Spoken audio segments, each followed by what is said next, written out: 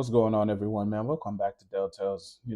We are definitely on day two and technically three of college football playoffs here. There's a couple of things that I wanted to talk about and some things that kind of stood out to me. So let's get right into it real quick. The first thing we're going to talk about Texas and Arizona State. This game was a lot tougher than I expected, sometimes we get into the situation where we don't know if having a first round bye is a good thing or a bad thing. Sometimes you just don't know. Sometimes it helps, getting your players healthy and all that stuff. And sometimes it makes your team really rusty and you don't even want to deal with it anymore. But in this case, man, at the beginning, Texas was looking like they were just going to run away with this game, you know. But in the first half, after they went up 14-3, the game started changing a little bit. I think Arizona started realizing, oh, hey, this is what we can do that will work. Maybe this will not work. Maybe we need to be more aggressive on offense. Maybe we really can beat the secondary in this defense. And when they came out in the second half, man, they let it all loose. Like they just absolutely allowed everything to just work for them. And that Arizona State defense, man, I gotta be honest, man, they played confident in the second half. Texas came out flat-footed in the second half and predictable, and that's why they give up a 16-point lead. For that to be tied at 24-24. You know, the Sun Devils offense simply in the first half though could not score, and this was a big problem. They can get in the red zone, and then they're trying to run the ball right at the tackles in the D line. Basically, they're just running into a wall. And at the same time, they're also trying to throw the ball behind the line of scrimmage, trying to get like a screenplay going or something like that. But Texas was ready for all of these. And like I said, Arizona State was just far too predictable. They did not mix it up enough to give Texas something else to think about.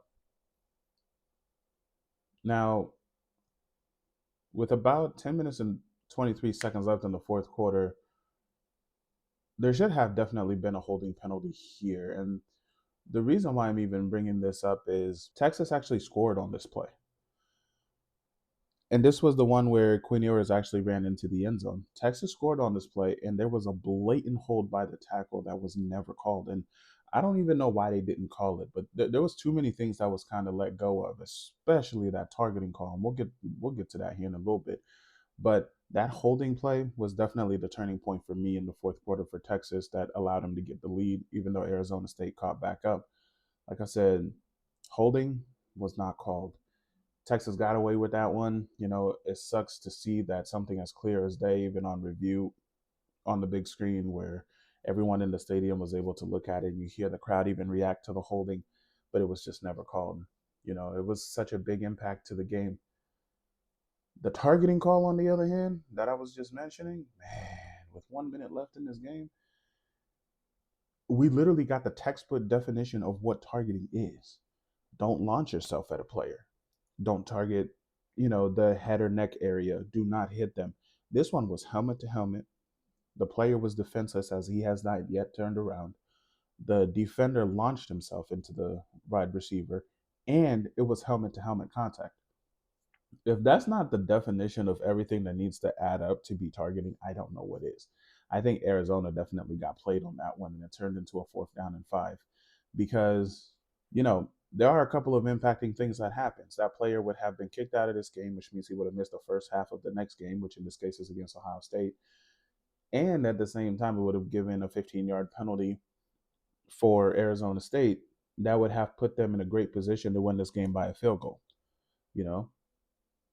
But Texas obviously started losing a little bit of faith in their kicker as he missed two field goals that could have clearly sealed this game in the end, especially when they ran the time down to 3 seconds and even gave him another chance to win the game. He still couldn't do it. But before the last field goal, about 45 seconds left in the fourth quarter, Texas tight end just runs down a seam route, gets tackled and holds his knee for a few moments. Now, when I seen this was kind of weird because in my mind, I'm thinking, oh, this guy's injured. And, he's reacting very much to it on the ground. And, he gets up and he's kind of moving around a little slowly. And someone looked at him and said something. They probably said, hey, we don't have time. We got to go. In a situation like that, he gets up right away, gets back on the line of scrimmage, and is running another route right away. Now, My issue with this whole scenario with about 45 seconds left is simple. Okay, you are out there faking an injury. Was he thinking about getting an injury timeout just to stop the clock from ticking? Clearly, he wasn't injured because he got up right away and started taking off. So, what was the scenario here? What was going on? What were they really thinking about? What did they just allow to happen? Because, in all honesty, that should have been a 15-yard unsportsmanlike penalty. You're faking an injury. And in the NFL now, they're even looking for players who are actually faking injuries. I think in college, you got to start to do the same because this was blatantly obvious. And, once they look at the game review at around 45 seconds and they see this, I'm pretty sure this will be something that they probably change a rule on in the near future or something like that. Because he was faking it until he realized he was actually okay with the game clock and everything, and he got up and ran a route perfectly fine. So that should be a penalty for unsportsmanlike conduct because that's very misleading for a defense. But in this game, man, I got to be honest. I feel bad for Arizona State. They have made a couple of mistakes. Um, what I've learned about this one is, they got played with the targeting call. That was not fair. Texas obviously ran down the field, missed the field goal that allowed this to go into overtime. But talking about Texas, actually, let's rewind a little bit. Let's go back to Quinn Ewers. Quinn Ewers, I think, will not be at Texas next year. He's being offered a lot of money to obviously go into the NIL transfer portal. A lot of teams definitely do want him, or a lot of schools in this case. They're even offering NIL amounts of up to $6 million to try to get him, and he needs to go. Arch Manning will definitely be the starter in Texas next year. But what's more alarming about Quinn Ewers is his draft stock definitely went down after this day. The interception that he threw over the middle of the field, you had a safety underneath and a safety. You had a safety underneath and a safety over top covering this play. And for some reason, you still thought it was a great idea to throw that ball into that situation when you had a crossing route, a dig route right underneath that could have gone for maybe 20 yards, but you throw a pick instead. So it's those kind of decision making things that makes a lot of people question Quinn Ewers. Like they just don't know if he's the best decision maker. And of course, he's around some really good receivers. Now in this game, they didn't use Isaiah Bond that much, but now we can go into the overtime and, you know, Arizona State comes out and scores. Texas responds. Then Texas starts out with the second overtime with the ball, obviously on offense. Texas literally scores on one play with a tight end that runs down a seam route. It's overtime football. Don't get beat deep. If you got to give up a 20-yard play, I don't care. Give your team a chance, but don't get beat deep. Why would you give that up? You know, it, that play just did not make sense for me for Arizona. Oh, and you know what? Sorry. I got to rewind on one other thing. 4th and 13 for Arizona State. For Texas has the ball. 4th and 13. You stop them. This game's over. Arizona State, you win the game. What does Arizona State's defense do? They line up and they show a cover zero blitz. Quinn Ewers notices this immediately, and this was something actually, he did in this game that I have to give him his credit for. He notices this immediately, calls an audible at the line, and you can clearly tell he's trying to tell a receiver to go down the seam route or just go down on the streak because there's no one over top to help. And if he can get out there in 3 seconds, that's a touchdown. Guess what happened? Receiver runs into the seam route, touchdown, overtime. But at least in the second overtime, Texas then scored in one play, like I said. Then they put up a 2-point conversion to put all the pressure back on Arizona State. Arizona State comes out and throws an interception to lose the game in overtime. In all honesty, Arizona State could have put this game away in multiple different ways. But that also goes for Texas. They could have put this game away also. And this game, for me, when it comes to Texas, looks a lot like the Vanderbilt game that they had earlier in the year. And Texas has to deal with the Buckeyes next, in the Cotton Bowl on the 21st. I'm sorry, on the 11th. And let me tell you, that's not going to be an easy game. I mean, up front, I do have the Buckeyes definitely winning this game. I just think they're too powerful right now, and their defense is playing lights out. I have no idea where that defense has been all year, but for the way that they're playing, and I said this last week, if the Buckeyes keep playing this way, nobody's beating them. It just is what it is, man. They're going to be national champs if they keep playing this way. It is what it is. Speaking of the Buckeyes, the next game up, you got Ohio State who was playing Oregon in the Rose Bowl. Now, this one right here, Ohio State just came out aggressive. Same exact thing that they did against Tennessee. And I also said last week, Ryan Day, I don't know what you were told. I don't know what was said to you. I don't know what lit that fire under you or even the team. But whatever happens, take a picture of it, put it in your office, put it up on the wall, make sure you see it every day because this Ryan Day keeps showing up. I'm telling you guys, this is a national championship team. They came out aggressive again, which is exactly what they needed.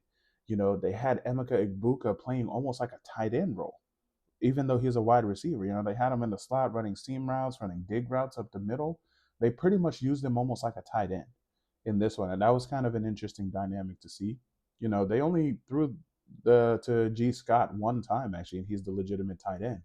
He went for 30 yards, but that's the only pass that he actually got all game. That was the only target. Jeremiah Smith, on the other hand, he's being Jeremiah Smith. It is what it is. If you watch the game, speaks for itself. He was even the offensive player of the game. No one is shocked about that. The coaches, to me, if you ask me what happened, what changed, they now trust the team. They now have a team to believe in. They're like, man, let's just let these guys go out there and execute. They believe in their team now. And to me, that's the biggest difference that they have made so far ever since losing to Michigan in the last week of the season. And like I said, man, I don't know where this team has been all season, but they keep doing this. They're going to be hard to beat. The offense is actually controlling the game in the line of scrimmage. Ohio State's offensive line has been pretty terrible all season. All of a sudden, in these last 2 weeks, they're winning the battles inside the line of scrimmage. The defense, ooh, they're my champions for this game.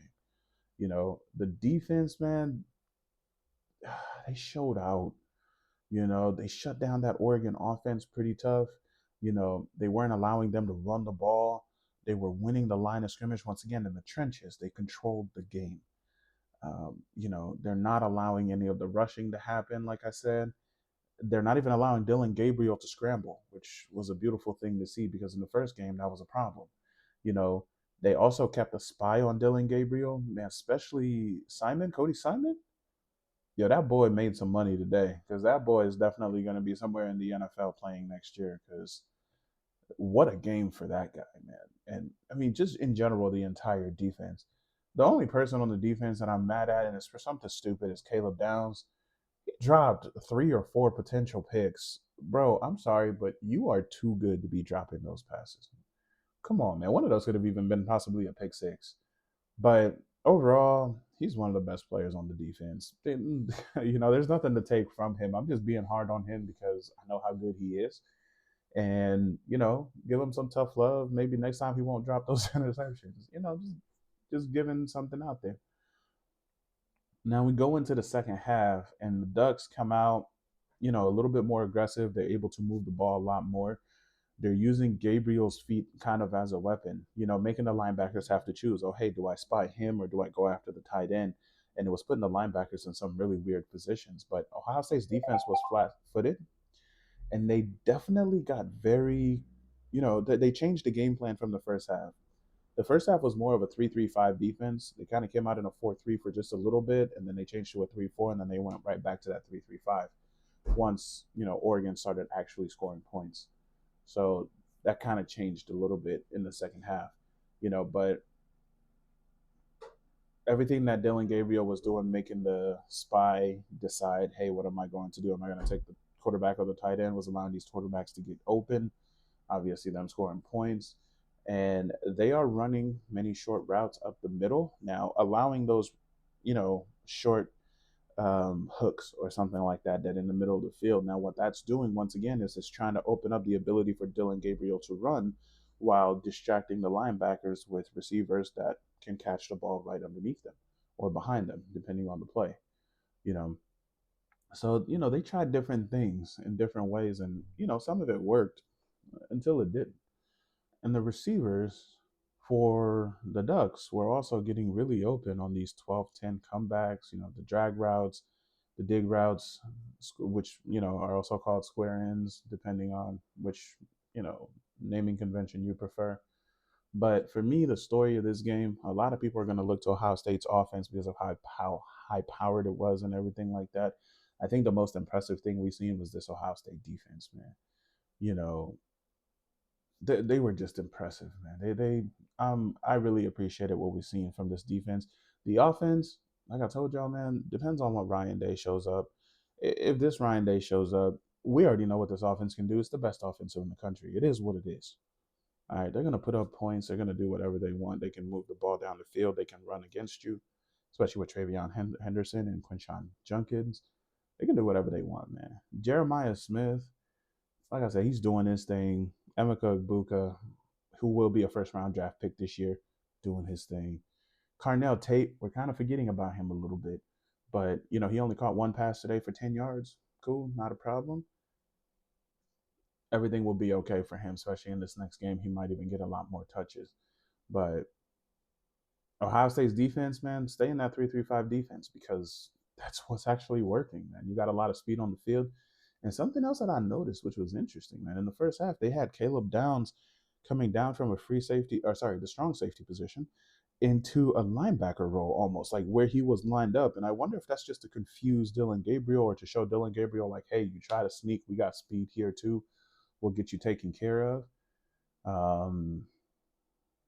But look, they handled business today. They were getting to the quarterback with the sacks. Like I said, winning the line of scrimmage, sacking Gabriel, allowing the short passes not to be too effective, and spying him all day. Look, I just appreciate what the defense did today. They're definitely the champions of this one, man. For the offense, like I said, we already knew y'all could do this anyway. And I can't wait to see what this game will look like against Texas next week. We're here in about 10 days or so. So that will actually be something really fun to watch.